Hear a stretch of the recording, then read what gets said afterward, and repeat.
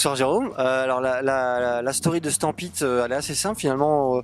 On est en 2014, on est avec les cofondateurs de Stampit d'aujourd'hui, donc qu'à l'époque on était dans une agence de communication et on couvrait un événement qui s'appelle le Web Today à Nantes et on avait besoin de logoter toutes les photos. On souhaitait logoter toutes les photos de l'événement qu'on prenait en instantané pour les diffuser sur les réseaux sociaux. On avait cherché sur les différents stores pour voir si une application existait et comme il n'y en avait pas, on l'a créé en fait. Et l'aventure de Stampit a démarré comme ça dans le milieu événementiel. Absolument, on voyait qu'il y avait un besoin dans le milieu événementiel, mais l'attraction était pas assez forte pour pouvoir continuer vraiment dans cet axe.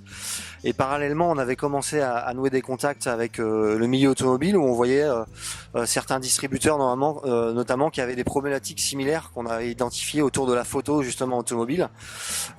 Et on a commencé avec ça justement vers la Stampit, la version suivante où on s'est complètement focalisé sur le marché automobile en proposant des solutions photos pour dématérialiser justement la gestion des photos auprès des distributeurs.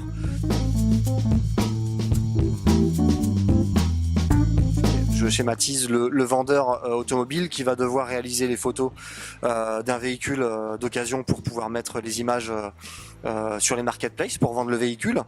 Et il y a beaucoup de gens qui fonctionnaient avec un appareil photo numérique à l'ancienne avec le câble relié, donc c'est beaucoup de temps de perdu.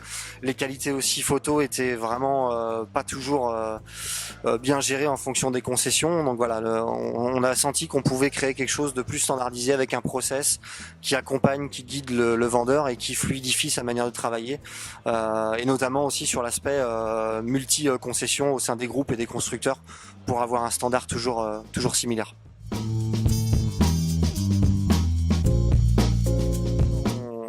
On sait qu'on a encore beaucoup à faire dans le secteur de la distribution automobile, donc on a une vision où on souhaite vraiment dématérialiser toutes les solutions photo. C'est pour ça qu'on utilise le smartphone en porte d'entrée pour capter vraiment la data, c'est-à-dire la photo qui met en vedette le véhicule pour les ventes en ligne.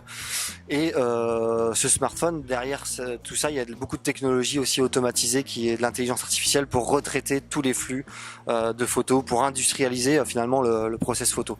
Et c'est aussi l'outil qui va permettre d'apporter de la transparence, j'en parlais tout à l'heure, pour le consommateur final, qui lui, s'il veut acheter quelque chose en ligne, il a besoin d'avoir confiance, et pour qu'il ait confiance, il faut qu'il puisse être sûr de la qualité du produit acheté, donc il a besoin d'avoir une photo qui traduit vraiment tous les détails du produit, que ce soit un véhicule ou un objet ou une maison ou peu importe ce qu'on peut vendre aujourd'hui sur Internet.